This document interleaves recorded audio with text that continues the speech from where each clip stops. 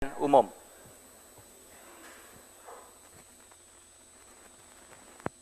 Debat malam ini terbagi dalam 6 bagian. Pada bagian pertama, moderator mempersilahkan kedua calon presiden menyampaikan visi dan misi masing-masing dalam waktu 4,5 menit. Moderator akan mempertajam visi dan misi setiap capres pada bagian kedua. Pada bagian ketiga, moderator akan melayangkan pertanyaan yang sama kepada kedua kandidat untuk dijawab dalam waktu maksimal 3 menit. Masing-masing calon presiden diberikan kesempatan 3 kali untuk saling bertanya pada bagian keempat. Sementara pada bagian kelima, kedua calon presiden diberikan kesempatan untuk bertanya sekaligus menanggapi jawaban. Setiap calon presiden akan menyampaikan pernyataan penutup dalam waktu 3 menit pada bagian akhir.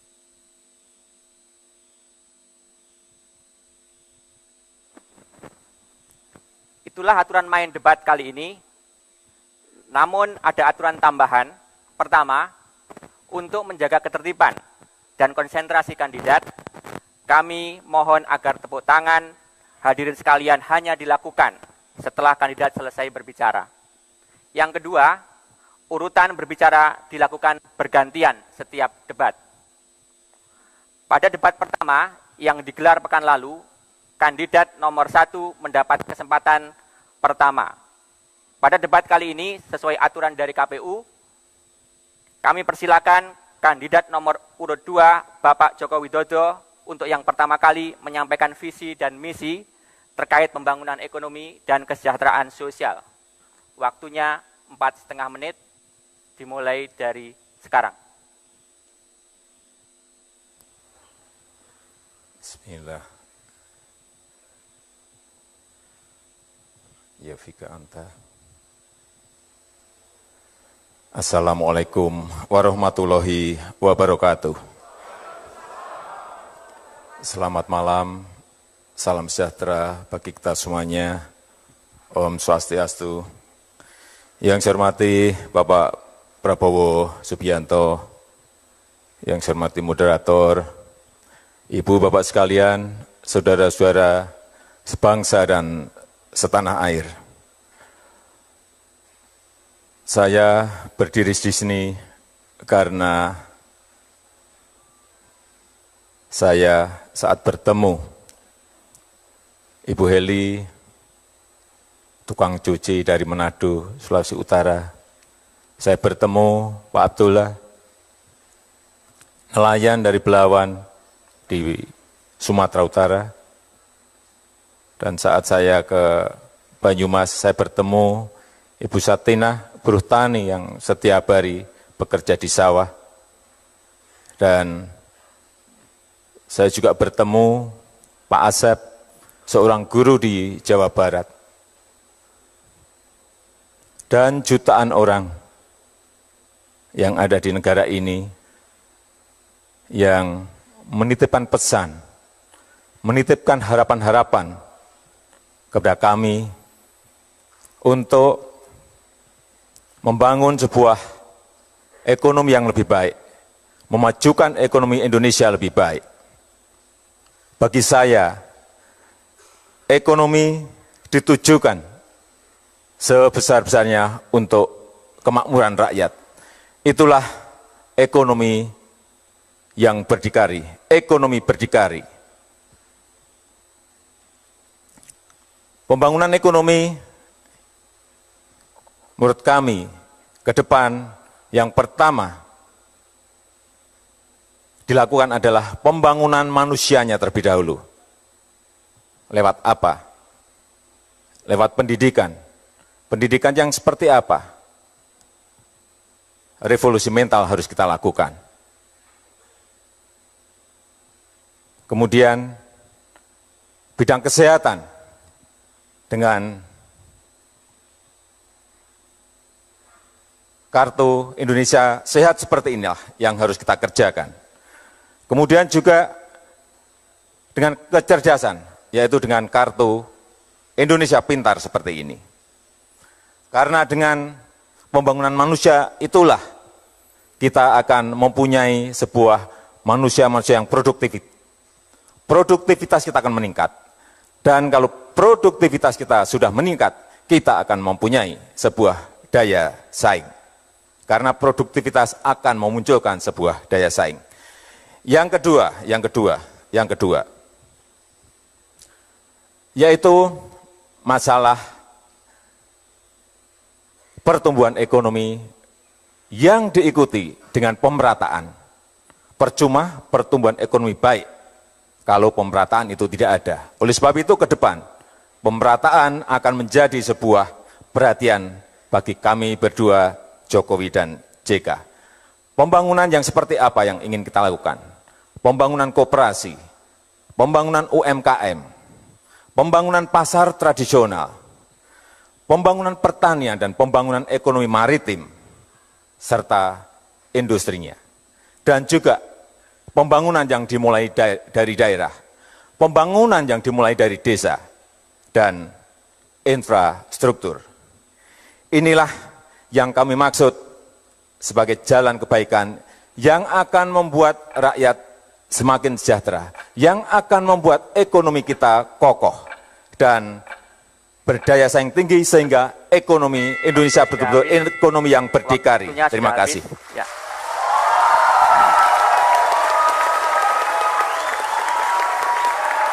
Terima kasih Pak Joko Widodo.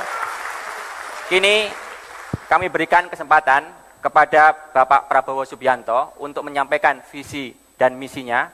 Waktunya sama, 4,5 menit, dimulai dari sekarang. Terima kasih.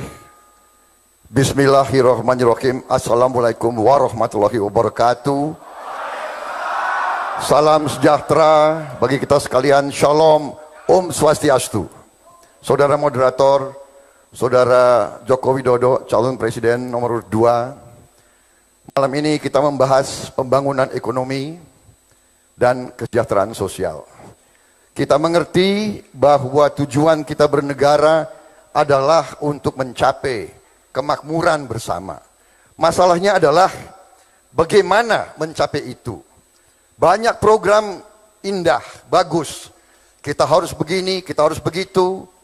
Kita harus membangun ini, membangun itu, pendidikan gratis, kesehatan gratis dan sebagainya. Masalahnya dari mana uangnya? Dari mana sumber daya untuk kita pakai, untuk kita tumbuhkan kesejahteraan itu. Saudara-saudara sekalian, pada tanggal 7 September tahun yang lalu, Ketua KPK kita menyatakan bahwa kebocoran dan kehilangan kekayaan negara dari Republik Indonesia 1 tahun adalah 7.200 triliun. 1 tahun. Tim pakar kami menggunakan angka 1.000 triliun yang hilang. 1.000 triliun saja sudah fantastis. Sudah luar biasa besarnya. Disinilah rencana kami, Prabowo Subianto dan Hatta Rajasa, manakala kami menerima mandat dari rakyat Indonesia, ini sasaran kami. Kami ingin menutup kebocoran 1.000 triliun itu. Kami ingin menghemat, kami ingin memangkas, dan kami ingin mengalihkan yang 1.000 triliun bocor, kita alirkan untuk membangun ekonomi kerakyatan. Ekonomi untuk rakyat Indonesia, bukan rakyat untuk ekonomi. Kita ingin sekarang mengalirkan dana bukan dari desa ke kota, ke ibu kota, tapi dibalik dari ibu kota turun ke desa. Saya telah menandatangani deklarasi bahwa manakala saya menerima mandat dari rakyat, saya akan alokasikan 1 miliar rupiah minimal 1 tahun untuk tiap desa dan kelurahan di seluruh Indonesia. Kita akan alirkan dana dari ibu kota turun ke rakyat Indonesia. Kami akan dalam 5 tahun meminimalkan korupsi dari APBD dan APBN. Kami akan naikkan penghasilan rata-rata rakyat Indonesia 2,5 kali lipat. Dari sekarang 3 juta per bulan menjadi 6 juta per bulan di ujung 5 tahun kami. Kami akan menambah sawah 2 juta hektar. Kami akan menambah 2 juta hektar untuk bioetanol. Kami akan membangun 3.000 km jalan raya, 4.000 km kereta api, 8 pelabuhan. Kami akan membuat bank tani dan nelayan, dan bank koperasi, dan juga lembaga tabung haji. Saudara-saudara, dananya ada, uangnya ada, tinggal kemauan kita. Kemauan kita, berani atau tidak kita kerja keras, berani atau tidak kita pangkas kebocoran, berani atau tidak kita berantas korupsi. Itu tekad Prabowo Subianto, Hatta Rajasa, dan seluruh koalisi Merah Putih. Kami akan bekerja keras, sekeras-kerasnya untuk melakukan itu, sehingga penghasilan seluruh bangsa Indonesia akan naik. Kita akan menjadi negara kuat, kita akan menjadi negara terhormat, karena justru kita menjadi negara yang menguasai kekayaan kita sendiri. Kekayaan bangsa Indonesia harus untuk rakyat Indonesia, dan tidak boleh kita biarkan bocor terus atau mengalir ke luar negeri. Itulah tekad kami, dan itulah keyakinan kami. Kami yakin manakala diberi mandat, kami akan mencapai tujuan itu. Terima kasih. Wassalamualaikum warahmatullahi wabarakatuh. Salam. Om Santi Santi Santi Om. Terima kasih.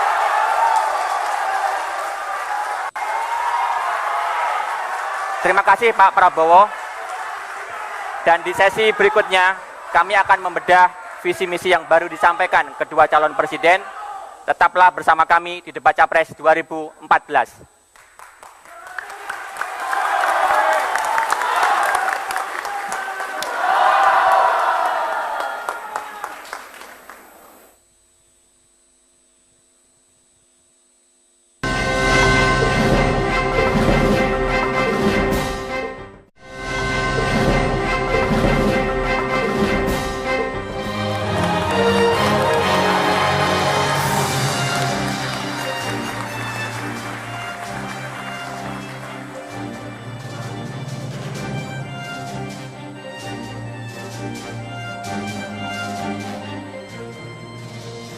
Anda kembali menyaksikan debat Capres 2014. Ini adalah seri penajaman visi dan misi. Pertanyaan pertama kepada Capres nomor urut 1, Pak Prabowo Subianto. Pak Prabowo, tadi dalam paparan Anda, kurang lebih bisa dikatakan bahwa induk dari platform ekonomi ke depan adalah ekonomi kerakyatan. Saya rasa masyarakat menginginkan penjelasan yang lebih detail.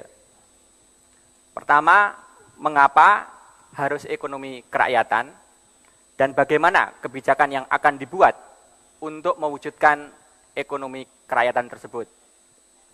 Yang kedua, investasi Indonesia hari ini didominasi oleh penanaman modal asing.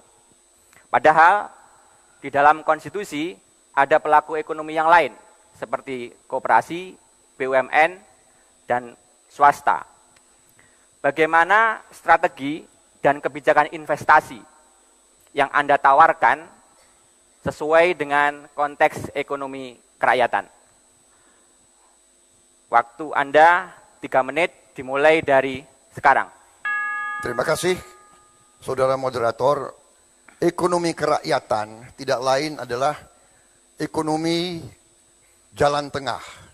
Ekonomi yang kita dasarkan kepada pasal 33 Undang-Undang Dasar 1945.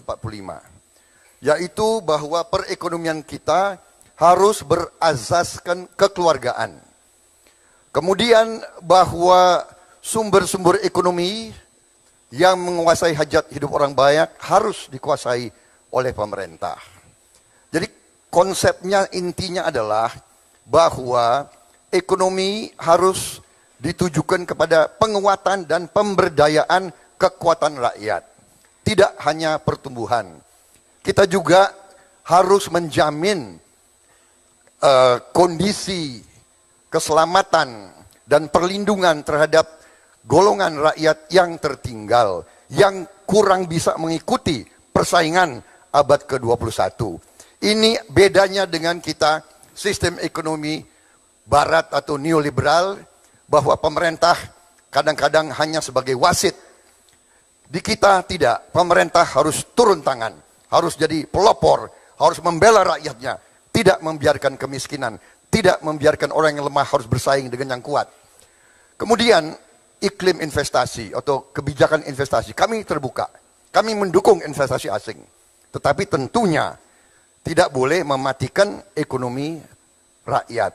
Harus kita perkuat koperasi, harus kita perkuat usaha kecil dan menengah, dan untuk itu kita harus mengalirkan dana yang lebih, yang masif, yang tidak tanggung-tanggung untuk memperkuat ekonomi rakyat. Ini adalah strategi kita, dan ini sudah dirintis oleh pemerintah SBY dengan banyak program, dengan KUR, dengan PNPM, dengan juga dana bergulir. Sebagai contoh, dana bergulir yang sampai sekarang 5 triliun bisa menghidupkan 12 juta orang. Bayangkan kalau kita tingkatkan 4 kali lipat, 20 triliun, tidak hanya 5 triliun. Berarti 48 juta orang kita bisa dapat kehidupan. Jadi kita tidak anti investasi asing. Silakan masuk ke Indonesia, bawa uang. Jangan masuk ke Indonesia pakai uang Indonesia. Itu bukan investasi asing namanya itu. Ya kan? Itu akan memakai pasar Indonesia. Silakan masuk, bawa uang. Silakan Anda jadi kaya dari Indonesia. Kita tidak keberatan. Tapi intinya habis. Ekonomi untuk rakyat. Terima kasih.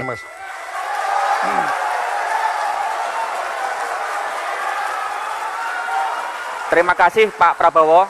Selanjutnya pertanyaan kami berikan kepada Capres nomor urut 2 Pak Joko Widodo. Tadi Bapak sudah menyampaikan visi mengenai ekonomi berdikari. Saya rasa masyarakat juga menginginkan penjelasan yang lebih detail mengenai hal itu. Pertama, mengapa Indonesia harus berdikari di bidang ekonomi, dan bagaimana kebijakan yang akan dibuat untuk mewujudkan ekonomi berdikari tersebut. Kedua, dalam konteks ekonomi berdikari, bagaimana sikap Anda tentang utang pemerintah? Di saat dalam beberapa tahun terakhir, realisasi penerimaan pajak selalu lebih rendah dari target. Waktu Anda 3 menit dimulai dari sekarang. Terima kasih. Pembangunan pasar tradisional, pembangunan ruang-ruang untuk PKL.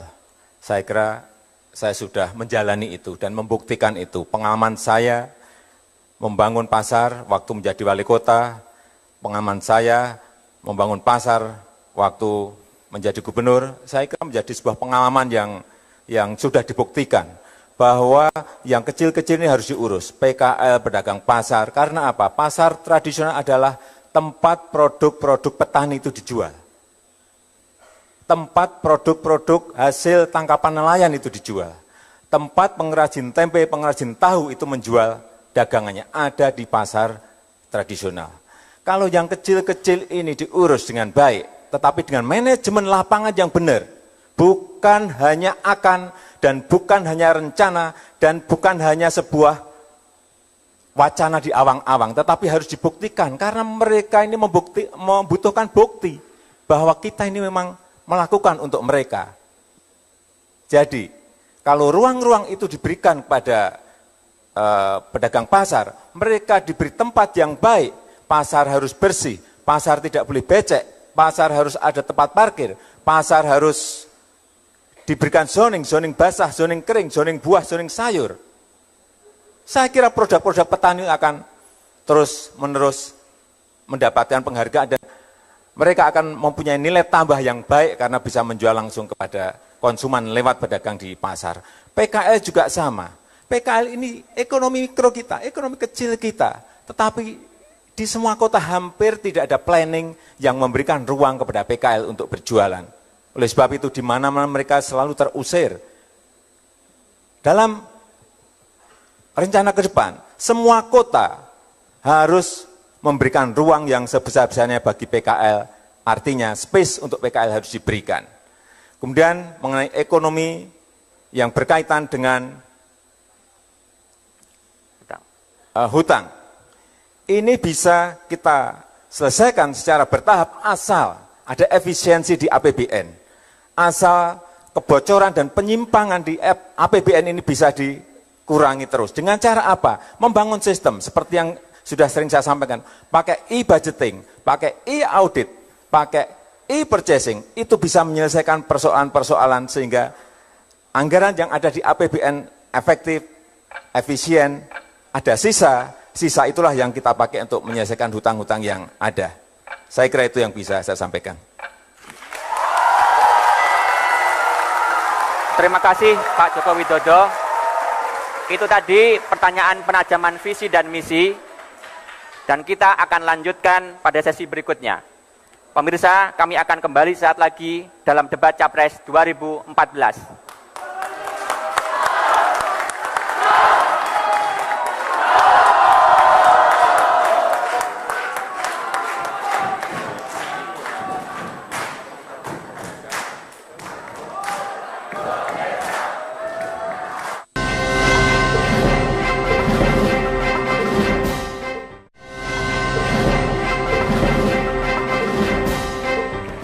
Ya, baik, masih di debat Capres 2014, kita akan kembali mengikuti jalannya debat yang akan segera dimulai di segmen ketiga ini, Afi ya. Ya, betul. Tadi di segmen pertama ada pemaparan visi misi dan juga di segmen kedua adalah ekonomi kerakyatan. Dan kita simak di segmen ketiga ini. Debat Capres 2014 putaran kedua.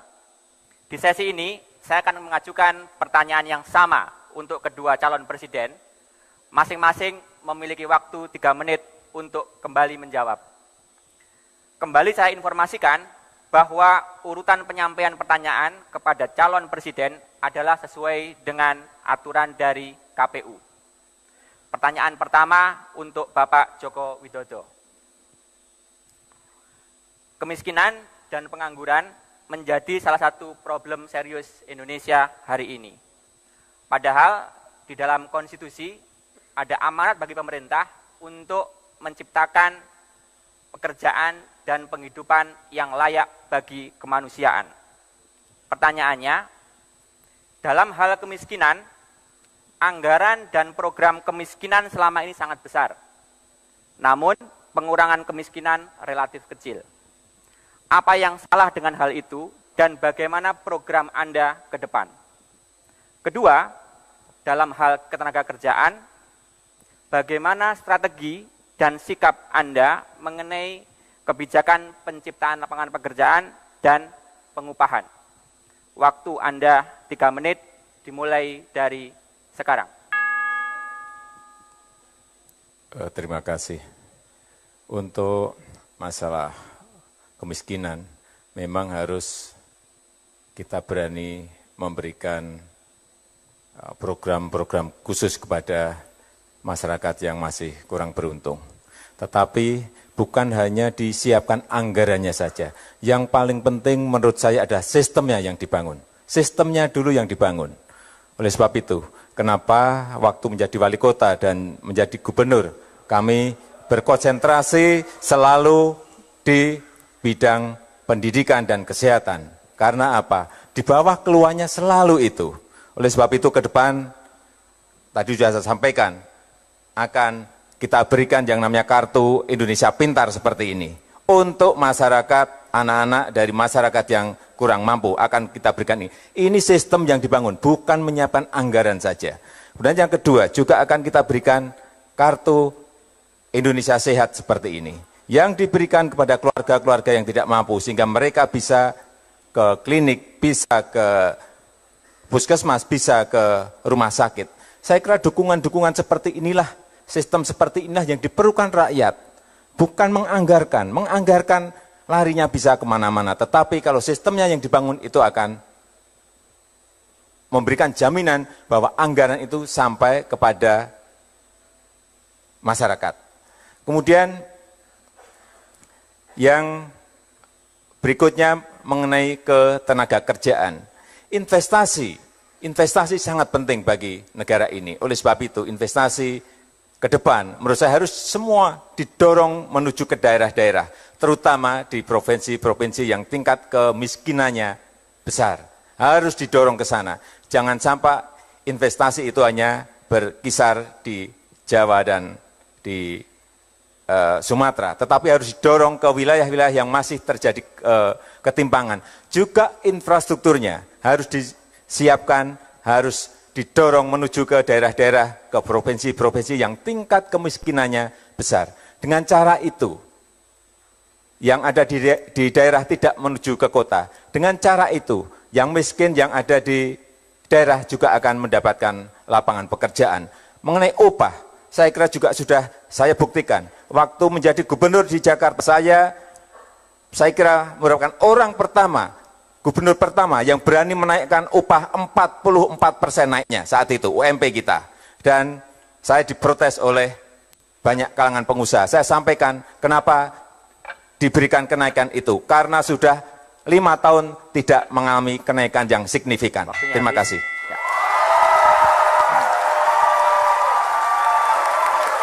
Terima kasih Pak Jokowi. Selanjutnya untuk Bapak Prabowo Subianto, saya akan mengulangi pertanyaannya Pak. Kemiskinan dan pengangguran menjadi salah satu problem serius Indonesia saat ini. Padahal di dalam konstitusi terdapat amanat bagi pemerintah untuk menciptakan pekerjaan dan penghidupan yang layak bagi kemanusiaan. Pertanyaannya pertama, dalam hal kemiskinan, anggaran dan program kemiskinan selama ini sangat besar, namun pengurangan kemiskinan relatif kecil. Apa yang salah dengan hal itu dan bagaimana program Anda ke depan?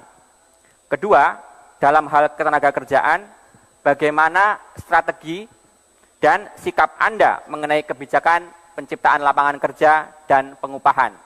Waktu Anda 3 menit dimulai dari sekarang. Terima kasih.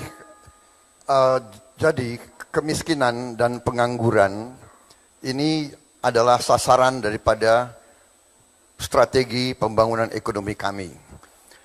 Strategi kami mengandalkan atau mengfokuskan pembangunan pada sektor pertanian dahulu. Kenapa pertanian? Karena pertanian bisa menyerap tenaga kerja yang banyak dalam waktu yang singkat. Kemudian pertanian bisa menghasilkan dalam waktu yang singkat pula.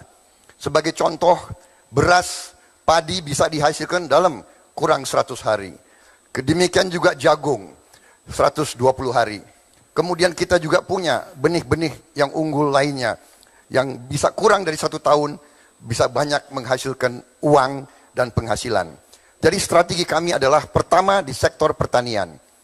Ini bisa menyerap banyak sekali lapangan kerja. Ukurannya sekarang, benchmarknya adalah 1 hektar bisa menyerap 6 orang bekerja dari hulu sampai hilir. Di Sulawesi Utara, kadang-kadang 1 hektar bisa 12 orang bekerja. Bayangkan, sekarang kita masih punya 77 juta hektar hutan yang sudah rusak. Sudah rusak. Dan kerusakan hutan tambah terus. Strategi kami adalah sebagian dari hutan yang rusak itu kita robah jadi lahan produksi, jadi sawah baru. Kami merencanakan 2 juta hektar sawah baru. 2 juta hektar sawah baru ditambah 2 juta hektar untuk bioetanol. Kita bisa bayangkan 4 juta hektar kali 6 orang bekerja, itu adalah 24 juta orang bekerja dalam 5 tahun. Itu jawaban kami terhadap masalah kemiskinan. Orang yang tidak punya apa-apa, tiba-tiba punya penghasilan. Dan penghasilannya juga tidak sedikit. Karena sasaran kita adalah tanaman yang bisa dapat harga yang baik. Selanjutnya, tenaga kerja. Kita dengan dorongan ekonomi yang akan tumbuh dengan pesat dan tinggi, ini juga akan menumbuhkan dan mengurangi pengangguran, dan juga upah dengan sendirinya akan bisa kita naikkan karena kita dapat kelebihan uang. Masalahnya adalah sekarang Indonesia harus meningkatkan produktivitasnya. Kita tidak bisa hanya kerja sedikit-sedikit. Kita harus berpikir besar dengan strategi yang besar untuk kita mencapai hasil-hasil yang besar. Terima kasih.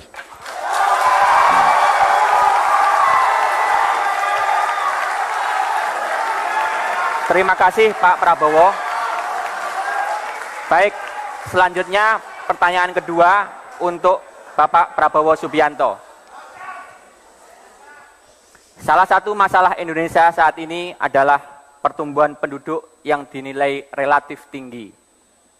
Sementara itu, kasus angka kematian ibu melahirkan naik dalam beberapa tahun terakhir.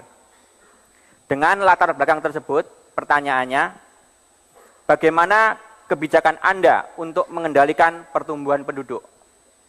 Berikutnya, bagaimana strategi Anda untuk meningkatkan layanan dan akses kesehatan, khususnya bagi perempuan? Waktu Anda 3 menit mulai dari sekarang. Benar sekali, Saudara Moderator. Penambahan penduduk kita sangat luar biasa. Terjadi ledakan penduduk. 5 juta orang tiap tahun lahir. Justru itulah strategi kami. Tutup kebocoran, amankan kekayaan negara, dapat uang tunai, cash, uang cash tunai ini kita investasikan kepada kesehatan dan pendidikan. Dengan kesehatan dan pendidikan, kita bisa menumbuhkan kesadaran masyarakat dengan cara persuasif untuk menerima program-program keluarga berencana. Mau tidak mau, kita harus tingkatkan kembali program keluarga berencana. Kita harus investasi di puskesmas, di posyandu. Kita harus tambah jumlah dokter. Kita harus perbaiki gaji dokter, gaji perawat, gaji bidan. Ini kita tidak boleh tanggung-tanggung. Makanya tadi saya katakan, strategi kami adalah strategi dorongan besar. The big push strategy. Kita tidak bisa main-main dengan tantangan-tantangan yang kita hadapi sekarang. Demikian juga untuk mengurangi angka kematian ibu-ibu. Sekali lagi, investasi besar-besaran, posyandu, puskesmas, rumah sakit, perbaiki gaji dokter, perbaiki gaji perawat. Ini semua membutuhkan uang. Dari mana uangnya? Dari produktivitas yang kita akan ciptakan. Dari penghematan kebocoran negara yang 1.000 triliun tadi.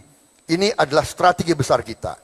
Jadi, Saudara Moderator dan saudara-saudara sekalian, kita mengerti tantangan-tantangan yang kita hadapi. Sekarang adalah bagaimana, cara apa, strategi mana yang kita harus lakukan. Ini membutuhkan suatu keberanian, ini membutuhkan kerja keras, ini membutuhkan disiplin yang luar biasa. Tetapi saya percaya totalitas daripada rencana yang besar ini, ya, tidak bisa kita lihat sepotong-sepotong, tapi totalitas. Kita amankan kebocoran, uang yang kita hemat, investasi di lahan-lahan dan sektor produktif, bangun pabrik, bangun irigasi, bangun waduk, bangun jalan raya, bangun kereta api, ribuan kilometer. Ini semua akan menumbuhkan roda ekonomi. Pertumbuhan kita akan sangat tinggi, dan dengan demikian uang kita untuk kita investasikan ke posyandu, program-program untuk bidan, untuk poliklinik, puskesmas, semuanya bisa berjalan. Kita akan punya uang untuk kita investasikan di bidang kesehatan dan pendidikan. Saya kira itu. Terima kasih. Terima kasih Pak Prabowo. Selanjutnya Bapak Joko Widodo. Sebelum itu saya akan mengulang pertanyaannya. Indonesia dinilai memiliki pertumbuhan penduduk yang cukup tinggi. Sementara itu, kasus angka kematian ibu melahirkan naik dalam beberapa tahun terakhir. Pertanyaannya, bagaimana kebijakan Anda untuk mengendalikan pertumbuhan penduduk? Berikutnya, bagaimana strategi Anda untuk meningkatkan layanan dan akses kesehatan khususnya bagi perempuan? Waktu Anda 3 menit dimulai dari sekarang. Terima kasih. Jadi kembali lagi kita harus melihat BKKBN kita. Ini harus dihidupkan dan diaktifkan kembali sehingga mereka berkampanye untuk masalah kelahiran, masalah pertumbuhan penduduk ini harus dimulai lagi. Mulai dari bawah, kampanye dimulai dari bawah lagi, sehingga masyarakat sadar, ada kesadaran bahwa dua anak itu cukup. Bahwa 2 anak cukup. Karena sekarang ini kenapa mereka kembali ke anak yang 3 dan 4 dan 5 karena kampanye kita, kampanye mengenai kelahiran ini mulai menurun kembali. Oleh sebab itu, BKKBN sebagai institusi yang membidangi itu harus diperkuat lagi. Baik anggarannya, baik untuk terjun ke bawah sehingga masyarakat sadar bahwa dua anak itu cukup. Kok 2 terus? Kemudian mengenai angka kematian ibu yang naik dan layanan kesehatan bagi perempuan. Tadi sudah saya sampaikan, tetapi perlu saya ulang lagi bahwa ini adalah membangun sistem dan mengontrol sistem itu. Dengan cara apa? Ya dengan sistem kartu ini. Anggarannya ada, tetapi kalau sistemnya tidak dibangun, sistemnya tidak ada manajemen pengawasan yang baik, sistemnya tidak dikontrol di lapangan, percuma anggaran itu akan menguap kemana-mana. Kita dengan anggaran yang ada sekarang, saya tidak usah muluk-muluk, kita harus tinggi-tinggi mempunyai ini.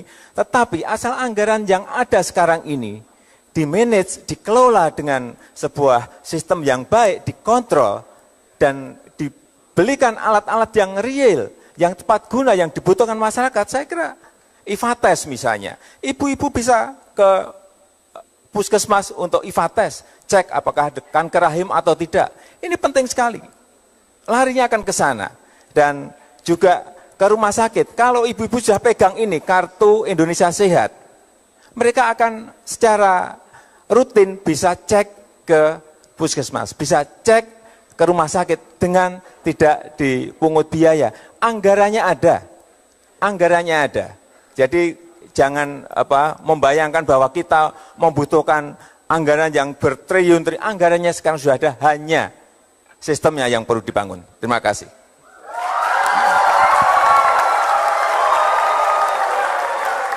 Terima kasih Pak Joko Widodo. Pemirsa, kami akan jeda sejenak. Jangan kemana-mana dulu, debat Capres 2014 akan kembali sesaat lagi.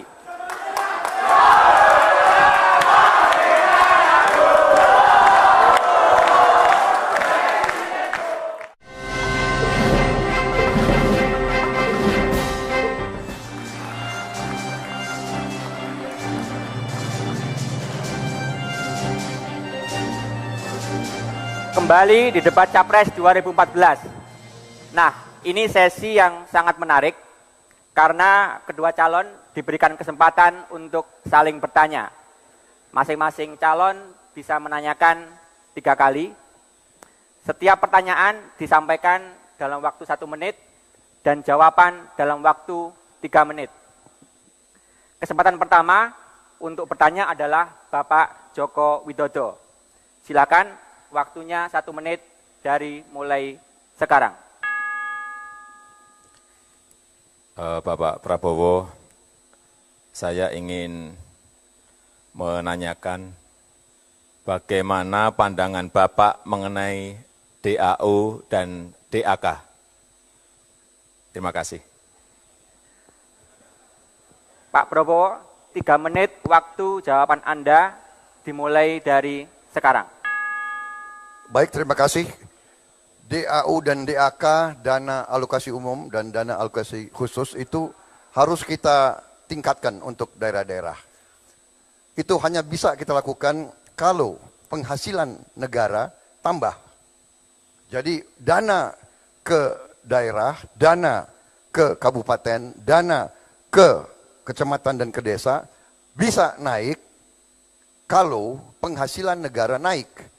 Inilah yang saya sudah bertahun-tahun berjuang di mana-mana, bagaimana caranya penghasilan Indonesia tidak bocor ke luar negeri. Selama ini sumber-sumber ekonomi kita dikuasai oleh sebagian besar orang asing atau perusahaan-perusahaan asing. Jadi nilai tambah dari kekayaan kita keluar. Bagaimana kita akan tambahkan DAK, DAU kalau uangnya selalu pas-pasan. Ini inti daripada masalah. Jadi saya menganjurkan kepada seluruh bangsa bagaimana caranya kita bisa mengamankan kekayaan negara itu. Baru kita alirkan dana ke daerah-daerah untuk mempercepat pembangunan. Saya kira itu. Terima kasih. Waktunya masih ada waktu, Pak Prabowo. Pak Prabowo, masih ada waktu? Cukup? Oke. Berikutnya, kami persilahkan kepada Pak Prabowo untuk gantian menyampaikan pertanyaan kepada Bapak Joko Widodo. Waktunya 1 menit dari mulai sekarang. Pak Joko Widodo, kita mengerti bahwa kondisi ekonomi dunia kurang menguntungkan akhir-akhir ini. Pertumbuhan ekonomi dunia kurang lebih sekarang 3%, 3,3. Indonesia agak lumayan, tahun ini masih di atas 5%. Kalau seandainya Bapak terima mandat dari rakyat, apa target pertumbuhan ekonomi yang Bapak canangkan? Dan bagaimana strategi Bapak untuk mencapai pertumbuhan ekonomi yang Bapak targetkan itu? Terima kasih. Pak Joko Widodo, silakan menjawab. Waktunya 3 menit dimulai dari sekarang. Terima kasih Pak Prabowo. Ke depan saya meyakini bahwa ekonomi kita akan bisa tumbuh di atas 7% dengan catatan-catatan. Yang pertama, iklim investasi beserta regulasinya itu betul-betul terbuka dan memberikan kesempatan kepada investor-investor lokal untuk bergerak menciptakan sebuah pertumbuhan ekonomi. Kemudian yang kedua, di bidang perizinan yang terlalu lama seperti yang kita lihat sekarang ini harus berani kita pangkas secepat-cepatnya agar investasi yang hadir di dalam pergerakan ekonomi kita itu betul-betul kelihatan mereka dilayani dan disambut. IMB misalnya, bisa IMB online. SIUP, bisa SIUP online. TDP, bisa TDP online. Saya kira cara-cara sistem seperti itu kalau kita lakukan dan investor diberikan kesempatan untuk membuka lapangan pekerjaan, untuk membuka investasi terutama di daerah-daerah, saya yakin insya Allah 7% bukan sesuatu yang sulit. Kemudian yang ketiga, arah industri yang ke ekspor harus dibuka seluas-luasnya, harus diberikan insentif yang sebesar-besarnya. Industri itu industri apa? Industri kecil yang ada di desa-desa, industri rumah tangga yang ada di kampung-kampung. Produk mereka bisa kompetisi di dunia, asal mereka diberikan ruang untuk memasarkan barangnya. Oleh sebab itu ke depan menurut saya dubes-dubes kita juga jangan hanya berdiplomasi saja, tetapi beliau harus juga menjadi marketingnya negara. Mereka harus bisa memasarkan produk-produk dari desa, produk-produk dari kampung-kampung yang mempunyai kualitas internasional. Saya kira kesempatan itu sangat terbuka karena kompetisi, mereka bisa berkompetisi, harganya kompetitif, kualitasnya juga baik, hanya mereka memerlukan dorongan dari pemerintah. Dengan cara-cara seperti itu, hal-hal yang konkret seperti inilah saya kira yang dibutuhkan oleh negara ini. Dan saya meyakini, saya ada pelaku 28 tahun di industri kecil, di industri kampung, dan saya meyakini ini bisa kita laksanakan asal negara hadir. Waktunya Terima kasih.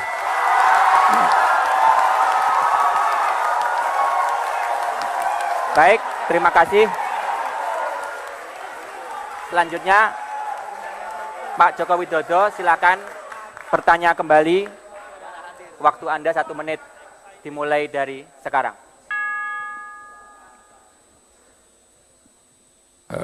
Bapak Prabowo, tadi Bapak kelihatannya banyak menyampaikan bahwa uang kita ini banyak. Tetapi kalau kita lihat dalam 2 tahun ini, kita mengalami yang namanya defisit perdagangan dan juga defisit APBN terjadi dalam 2 tahun ini. apa yang salah menurut Bapak dalam hal ini? Terima kasih. Pak Prabowo, kami berikan kesempatan untuk menjawab dimulai dari sekarang. Terjadi defisit perdagangan dan defisit anggaran justru yang saya sebut tadi. Karena kekayaan negara bocor ke luar negeri. Ya, esensinya itu. Esensinya itu, Pak. Karena kekayaan negara keluar. Kenapa keluar?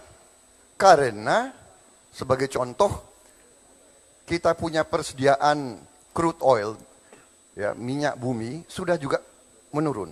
Kita tambah import. Harga crude oil, harga minyak bumi naik di dunia, $100 per barrel. Jadi beban untuk impor kita sangat tinggi. Itulah terjadi defisit perdagangan. Defisit anggaran sama. Kebutuhan-kebutuhan kita, janji-janji para pemimpin, sebagaimana juga Bapak terus keluarkan kartu ini dan kartu itu. Itu Bapak bilang ada anggarannya. Ya, anggarannya ujung-ujungnya kan dari APBN. Nah, APBN dari mana? APBN tidak jatuh dari langit. APBN itu dari kekayaan negara. Dan kekayaan negara kita sekarang bocor. Pak Joko Widodo, itu esensinya. Ini yang saya perjuangkan kepada seluruh elit Indonesia.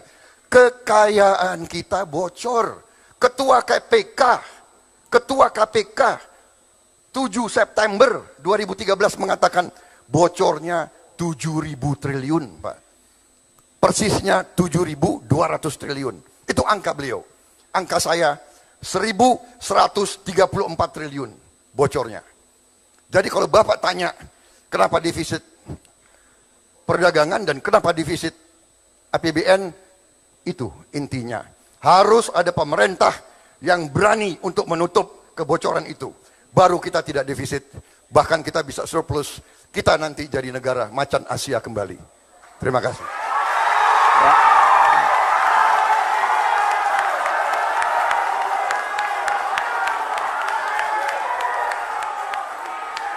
Baik, terima kasih. Selanjutnya Pak Prabowo, kami berikan kesempatan sekali lagi untuk memberikan pertanyaan kepada Pak Joko Widodo. Mulai dari sekarang. Sebagaimana kita ketahui bahwa pendidikan sangat penting. Selama ini kita sekarang wajib belajar 9 tahun. Saya bertanya, apakah Saudara Joko Widodo setuju bahwa wajib belajar harus 12 tahun? Dan apabila setuju, para pakar mengatakan ini butuh tambahan biaya sekitar 40 triliun. Apakah Bapak Joko Widodo juga setuju dengan penambahan ini dan sanggup untuk mendukung gagasan ini?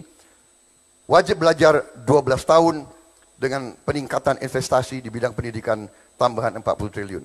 Terima kasih. Pak Joko Widodo, silakan untuk menjawab dimulai dari sekarang.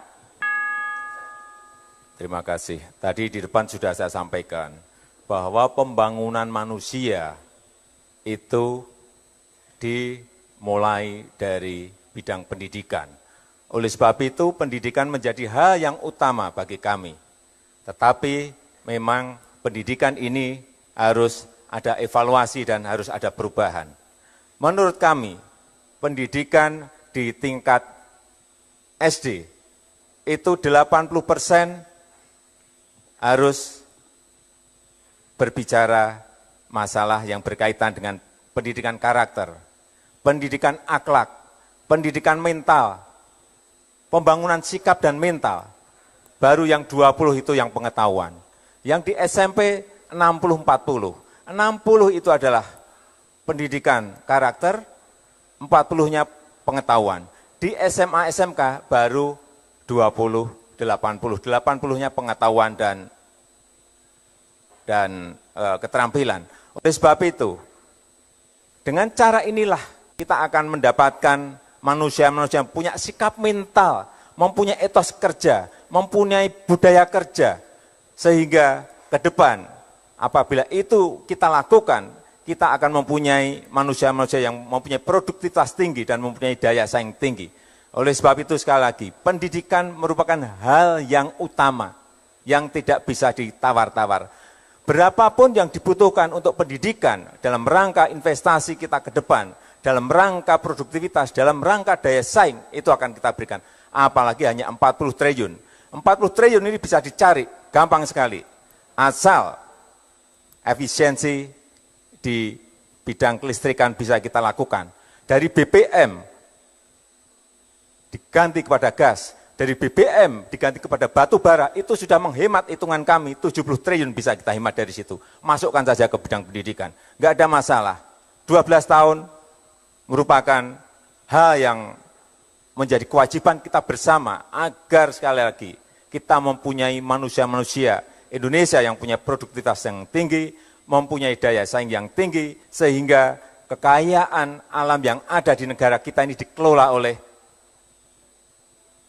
kita sendiri, orang-orang Indonesia, warga negara Indonesia, dan itu bisa kita lakukan kalau kita mempunyai manusia yang mempunyai pendidikan, yang mempunyai produktivitas, dan yang mempunyai daya saing. Terima kasih.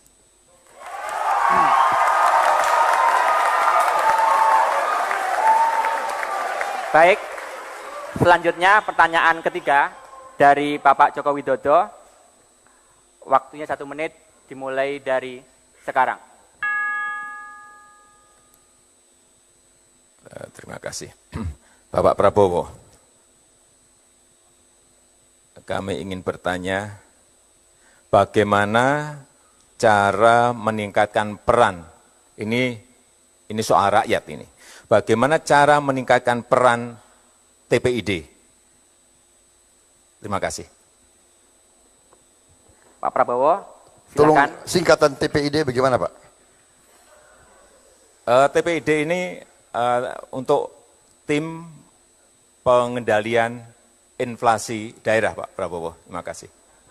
Oke, silakan Pak Prabowo. Iya, saya kan tidak menguasai setiap singkatan.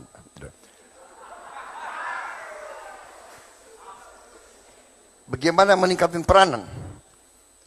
TPID, kalau itu adalah fungsi daripada pemerintahan, bagaimana meningkatkan peran? Ya, itu adalah tugas seorang kepala daerah untuk meningkatkan perannya itu. Itu kan tim pengendalian. Berarti kalau mau ditingkatkan perannya, ya itu fungsi daripada kepemimpinan dan manajemen pada kepala daerah masing-masing. Saya kira itu. Terima kasih.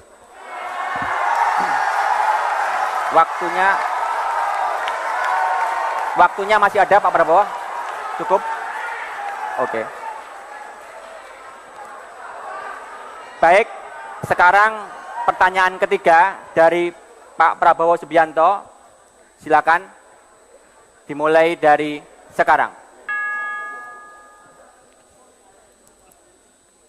Pak Joko Widodo, dari paparan Bapak dan pembicaraan Bapak tidak kedengaran tentunya, mungkin sudah ada perencanaannya, tapi tidak dibahas tentang infrastruktur.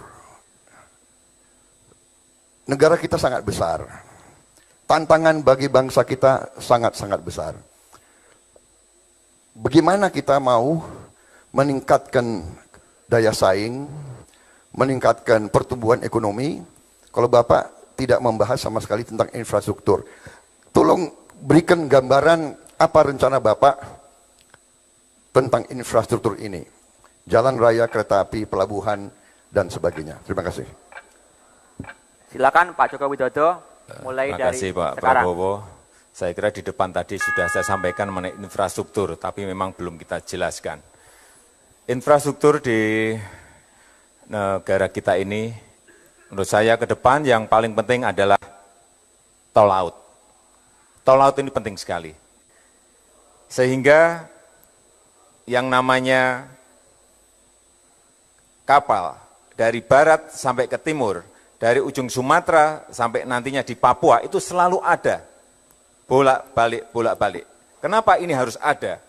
Karena yang kita lihat, semen yang ada di Jawa harganya 50-60 ribu, Di Papua bisa 1,2, bisa 1 juta, bisa 1,5 juta, bisa 500.000. Kalau tol laut ini kita bangun, Deep Seaport kita bangun di Sumatera, Deep Seaport kita bangun di Jawa, Deep Seaport kita bangun di Kalimantan, Deep Seaport kita bangun di Sulawesi, di Papua, ini akan memberikan rasa keadilan. Karena nantinya harga semen di Sumatera, di Jawa, di Kalimantan, di Sulawesi, di Nusa Tenggara, di Papua itu akan sama atau hampir sama.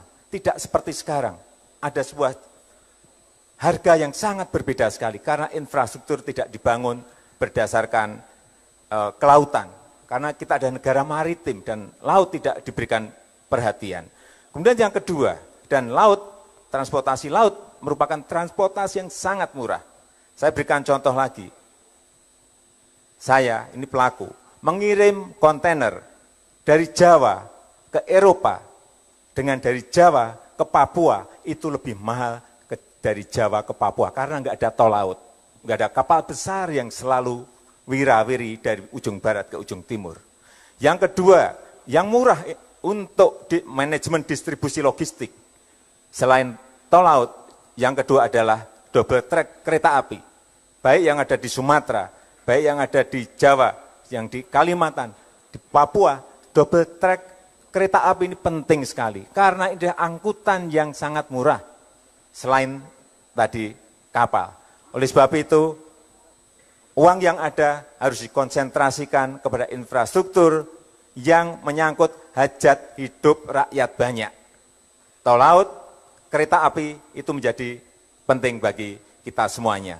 Tidak hanya untuk distribusi logistik, tetapi juga bisa mengangkut orang dengan biaya yang sangat murah. Saya kira itu. Terima kasih.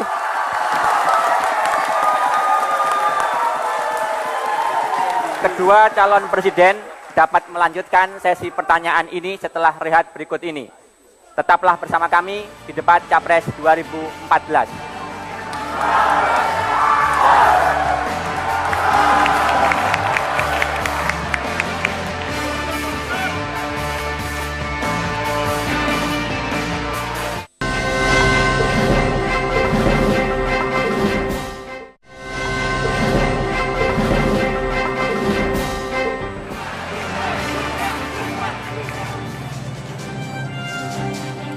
Anda masih menyaksikan debat Capres 2014.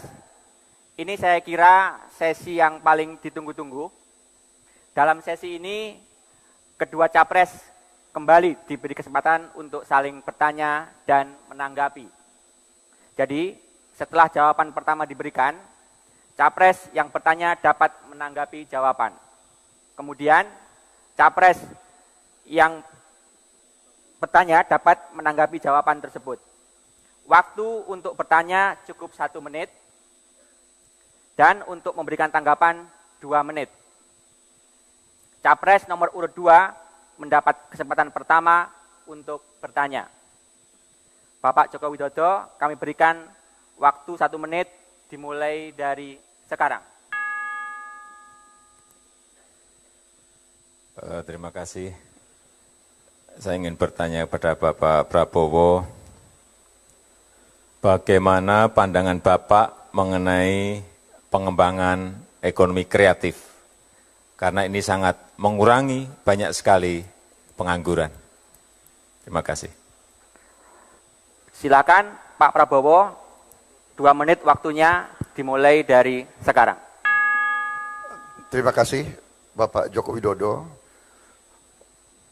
Ekonomi kreatif adalah sangat penting bagi kita karena tadi jumlah penduduk kita sangat besar dan anak-anak muda kita sangat banyak. Kemudian ekonomi kreatif ini adalah bidang di mana kita bisa bersaing dengan bangsa-bangsa lain. Karena itu memang pemerintah, siapapun yang memimpin di masa yang akan datang harus investasi besar-besaran di bidang pendidikan untuk mendorong kualitas generasi muda kita sehingga ekonomi kreatif ini bisa menghasilkan suatu nilai tambah bagi bangsa kita. Jadi saya sangat mendukung ya, setiap upaya, setiap program untuk meningkatkan persaingan kita, daya saing kita di bidang ekonomi kreatif. Disinilah mungkin keunggulan bangsa kita, karena kita juga punya naluri seni di darah kita. Kita punya naluri seni, rakyat kita punya bakat di bidang-bidang kreativitas, dan kalau ini diberi kesempatan, ini bisa menghasilkan sesuatu devisa yang banyak di alam abad ke-21, di mana sekarang banyak sekali perkembangan teknologi mengarah kepada teknologi maya, teknologi telematika. Saya sangat mendorong pembangunan ekonomi kreatif. Pak Joko Widodo, silakan menanggapi. Waktunya mulai sekarang. Ya, bidang-bidang ekonomi kreatif seperti musik, animasi, kemudian seni pertunjukan, kemudian video, kemudian produk-produk kreatif, baik desain bisa desain produk yang kita ini mempunyai kekayaan yang sangat banyak.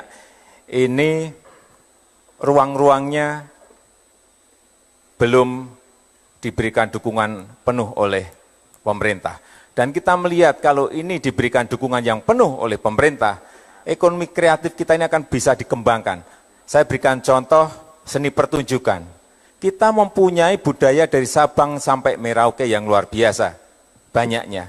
Kalau itu dikerjakan dengan manajemen panggung yang baik, dikerjakan dengan manajemen lighting yang baik, dikerjakan dengan manajemen promosi yang baik, saya kira menjadi kekayaan pariwisata kita yang bisa kita tunjukkan kepada dunia. Animasi juga sama. Animasi kita, ini banyak kita ekspor ke luar.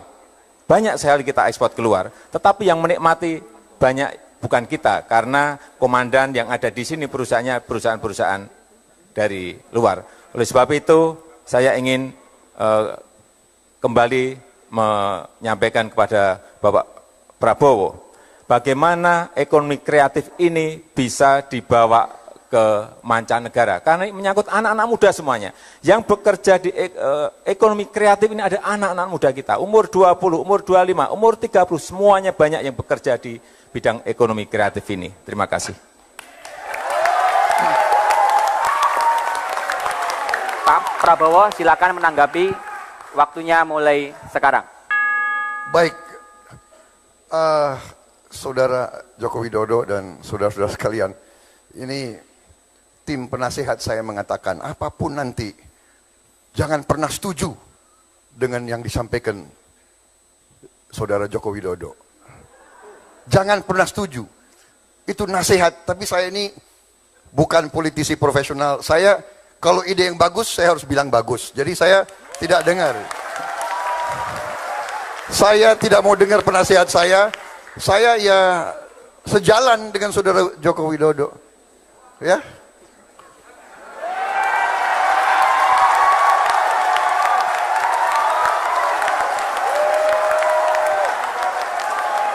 Dan ya bagaimana? Masa harus gak setuju? Kalau yang idenya bagus gak setuju, ya kan? Maaf ya, kali ini saya gak ikuti penasihat saya. Dan saudara-saudara, kalau ekonomi kreatif, saya hanya punya anak satu, dan anak saya memang bergerak di ekonomi kreatif. Dan dia sebagai desainer, dia juga sudah muncul di mancanegara. Ya. Jadi saya, kalau soal itu ya, terima kasih. Saya dukung Saudara Joko Widodo. Baik, terima kasih. Kini Pak Prabowo Subianto, kami berikan kesempatan untuk bertanya. Waktunya 1 menit, dimulai dari sekarang.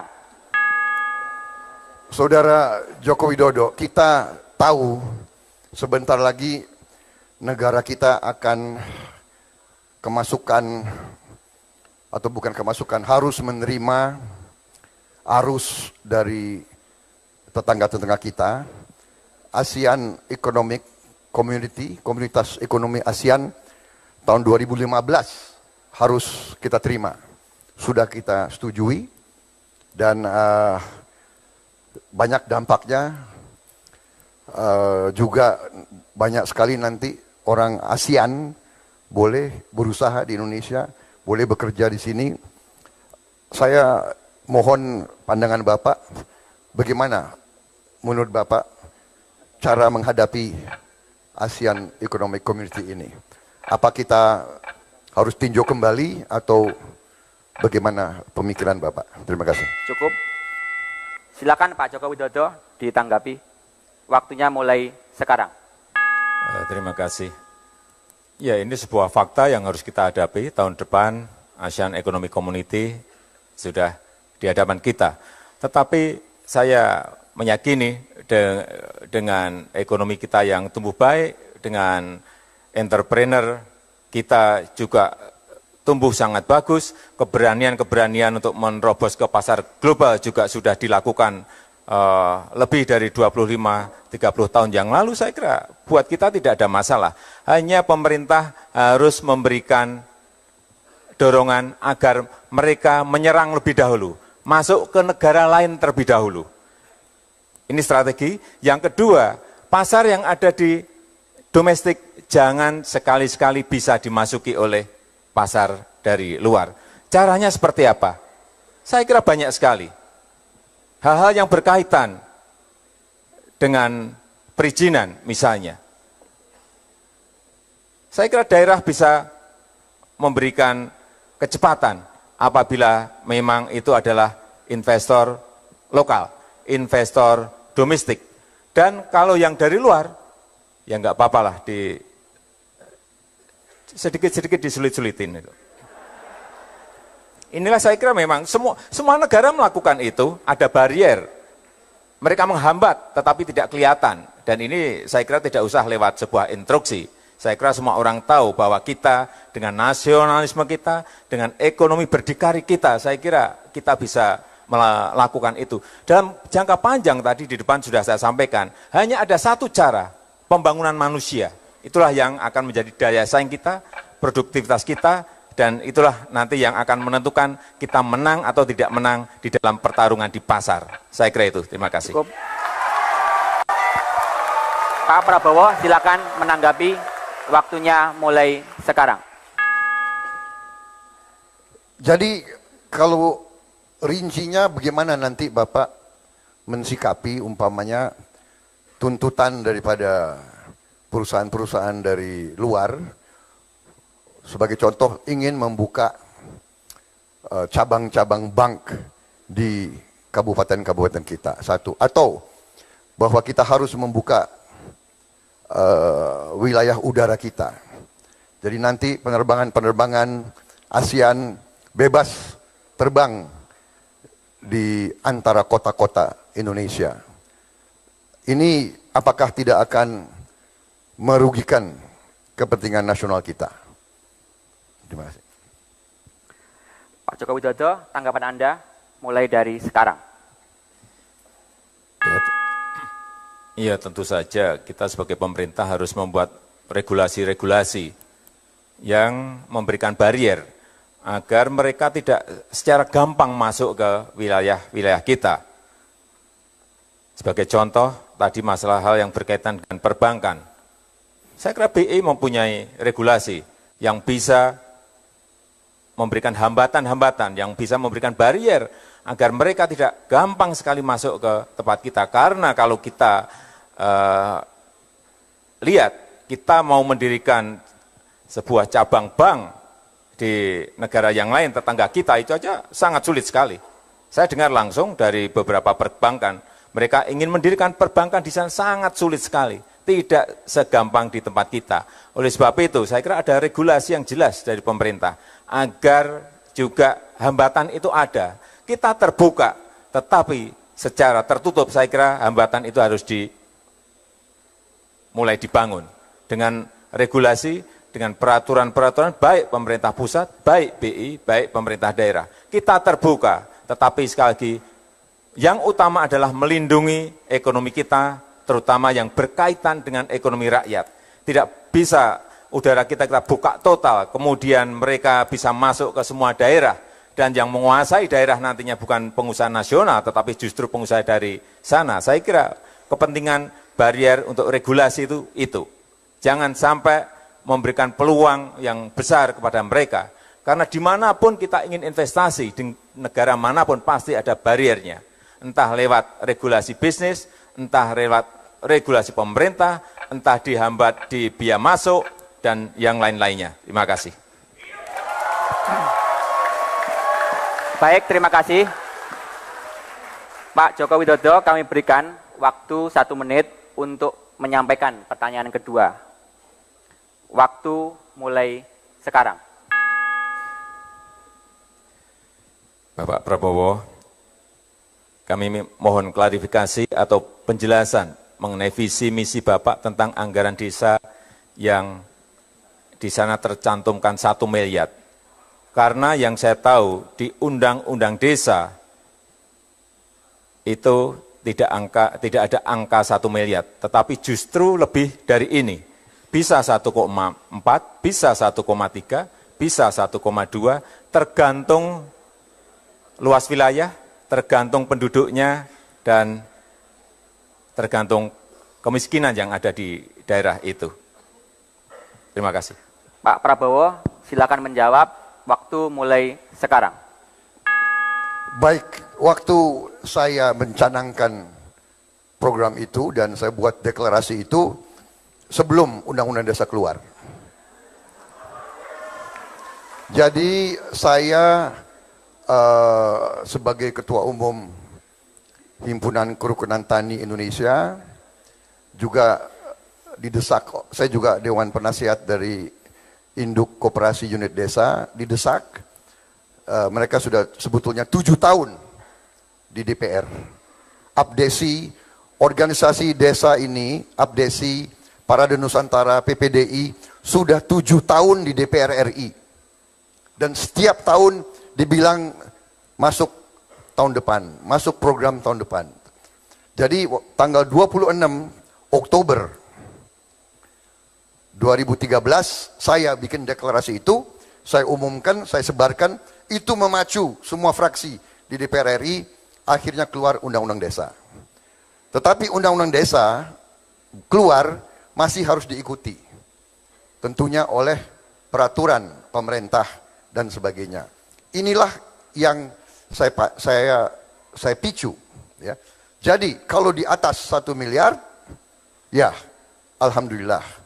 Kalau dihitung kurang dari 1 miliar, kita akan lengkapi. Karena saya katakan minimal 1 miliar. Dan hitungan kita, anggaran kita mampu untuk melaksanakannya. Terima kasih. Pak Jokowi, silakan menanggapi. Waktu mulai sekarang.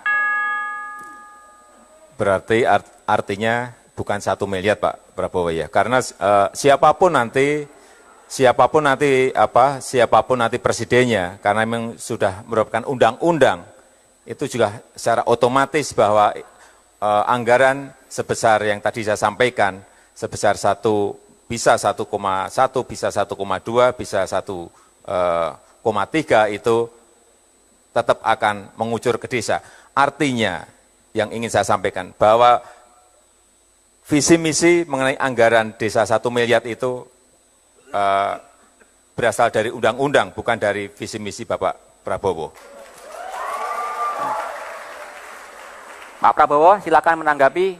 Waktunya mulai sekarang. Saya tidak mempersoalkan berasal dari mana. Yang penting uangnya sampai ke rakyat di desa.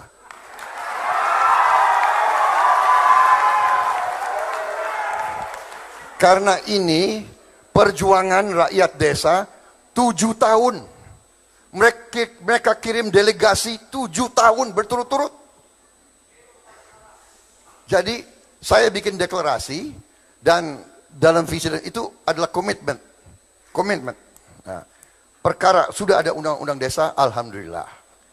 Kalau nanti angkanya tidak sampai 1 miliar, pemerintah Prabowo Subianto dan Hatta Rajasa, kita akan bekerja keras supaya bisa sampai 1 miliar atau lebih. Itu komitmen kami. Terima kasih. Waktunya masih ada? Pak, cukup. Ya kalau sudah selesai. Oke. Baik. Singkat, jelas. Terima kasih. Benar Pak? Terima kasih. Karena yang capek kita Pak ya. Mereka hanya duduk denger aja itu. Ya. Terima kasih. Selanjutnya Pak Prabowo, kami berikan kesempatan untuk menyampaikan pertanyaan kedua.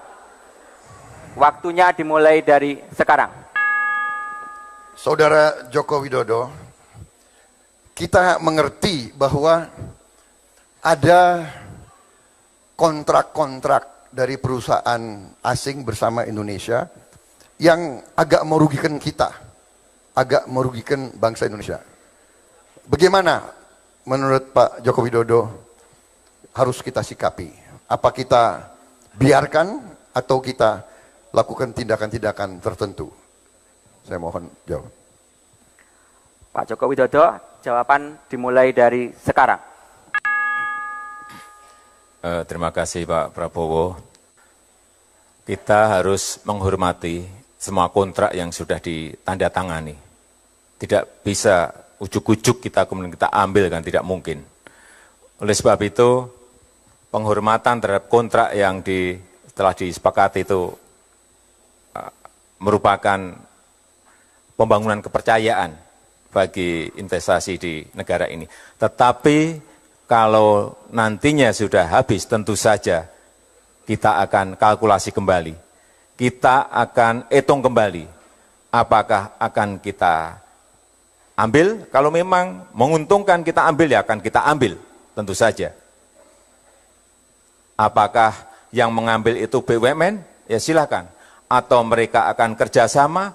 Juga silakan. Tetapi yang paling penting menurut konstitusi bahwa kekayaan alam itu sebesar-besarnya digunakan untuk kemakmuran rakyat. Intinya di sana. Intinya di sana. Oleh sebab itu, yang paling penting adalah dikalkulasi. Yang paling penting adalah dihitung.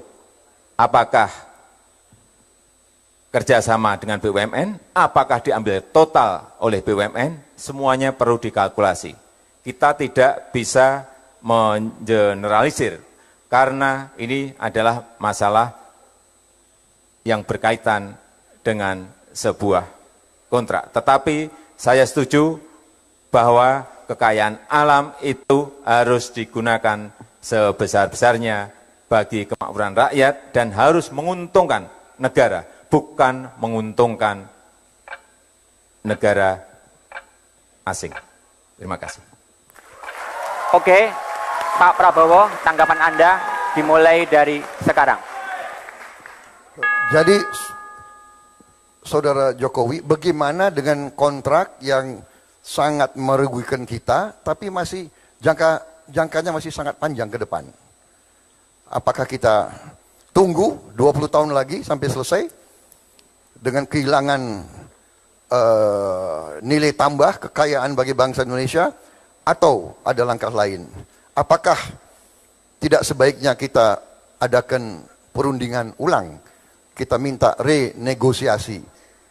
Apakah tidak lebih baik kita renegosiasi kontrak-kontrak yang tidak menguntungkan bangsa Indonesia? Terima kasih.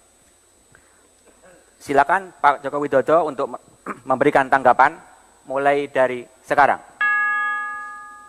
Ya, saya ini kan belum membuka kontraknya. Kalau kontraknya sudah kita buka, kemudian jelas poin-poinnya ada di situ jelas, kemudian ada peluang untuk renegosiasi ulang, saya kira akan segera kita lakukan itu. Kalau kita misalnya di dalam kontrak itu jelas bisa kita beli sekarang, ya kalau kita punya kemampuan, BUMN kita punya kemampuan, kenapa tidak kita beli sekarang kalau memang itu secara hitung-hitungan menguntungkan. Tetapi kalau di dalam kontrak itu memang tidak ada peluang, tidak ada klausul di situ bisa renegosiasi, ya kita harus memberikan penghormatan terhadap kontrak itu. Tetapi menurut saya yang paling penting sekali lagi bahwa setiap kontrak yang ada ke depan memang harus dilakukan secara detail. Jangan sampai ada kerugian-kerugian di pihak kita. Jangan sampai entah yang namanya royalti, entah yang namanya pembagian keuntungan, entah yang namanya pajak, minerba, itu negara dirugikan dan rakyat tidak mendapatkan hasil dari sana. Kembali ke konstitusi bahwa kekayaan alam harus sebesar-besarnya digunakan untuk kemakmuran rakyat. Arahnya ke sana. Oleh sebab itu, kontrak yang akan habis, kontrak yang mungkin jauh hari juga akan habis, tetap harus disiapkan dari sekarang.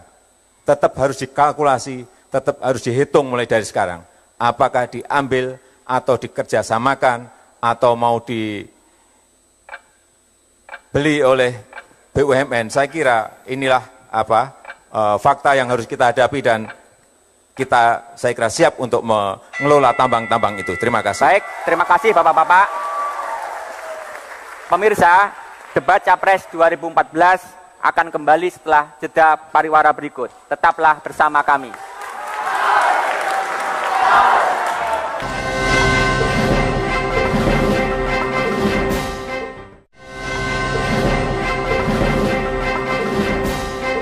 Sudah menjalani 5 sesi debat dengan sangat hidup dan menarik. Sekarang kita tiba pada sesi terakhir debat malam hari ini, di mana para kandidat akan menyampaikan pernyataan tertutup dalam 3 menit. Kesempatan pertama kami berikan kepada Capres nomor urut 1, Bapak Prabowo Subianto. Pak Prabowo, kami persilakan, waktu 3 menit dimulai dari sekarang. Terima kasih saudara moderator. Baru saja malam ini saya dengan saudara Joko Widodo membahas pemikiran-pemikiran kita tentang ekonomi dan kesejahteraan rakyat.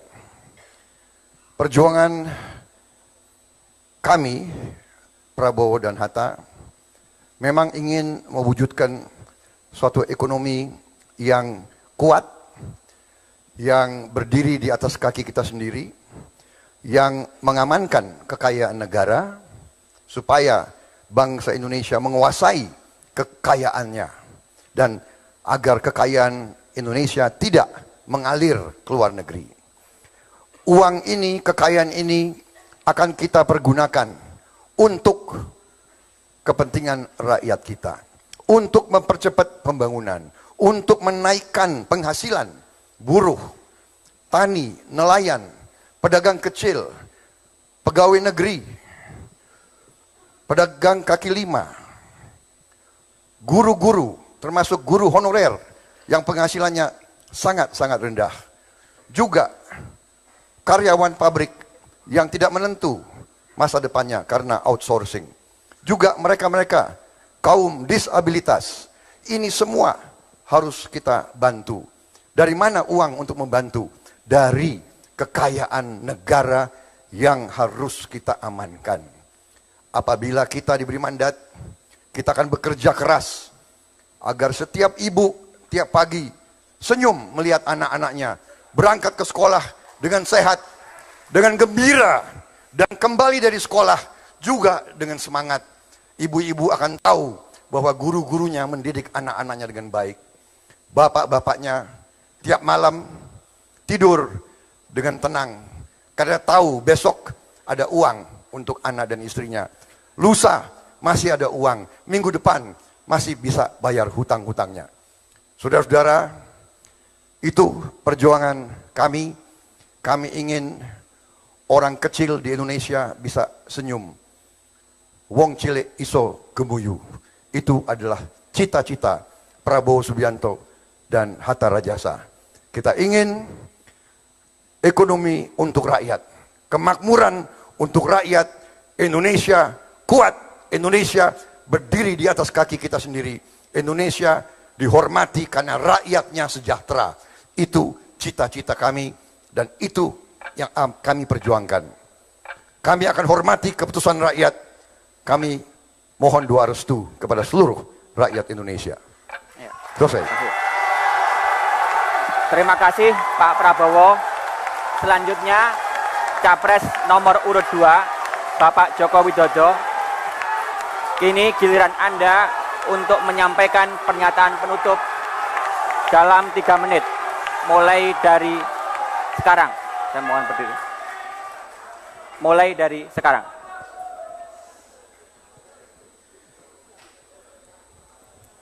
Ibu dan Bapak sekalian, saudara-saudara sebangsa dan setanah air. Kami yakin bahwa ke depan akan terwujud sebuah ekonomi yang lebih baik. Dan apabila rakyat memberikan amanah kepada kami, Jokowi dan JK, kami ingin bekerja sekuat tenaga, bekerja siang dan malam untuk mengabdikan diri kepada nusa bangsa dan rakyat Indonesia. Kita sering bertemu rakyat di Aceh, di Papua, di Sangihe, di Rote, yang bekerja pada malam hari di saat kita tidur. Itulah yang menggugah kami, menggugah Jokowi JK untuk bekerja keras, mengabdikan diri kepada jutaan rakyat di Indonesia.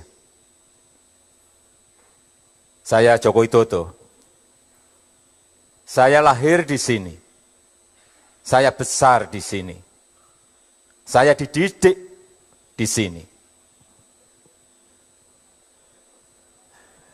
Dan saya seutuhnya adalah Indonesia. Saya tegaskan, saya dan Pak JK siap memimpin Indonesia. Dan saya tegaskan bahwa saya hanya tunduk kepada konstitusi, hanya tunduk kepada kehendak rakyat Indonesia.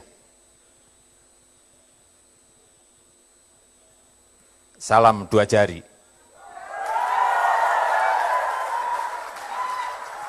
Terima kasih. Terima kasih Pak Joko Widodo.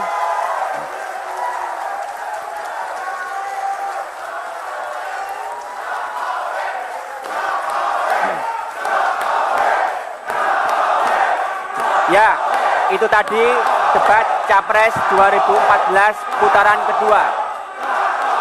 Sekali lagi, terima kasih kepada Pak Prabowo Subianto dan Pak Joko Widodo.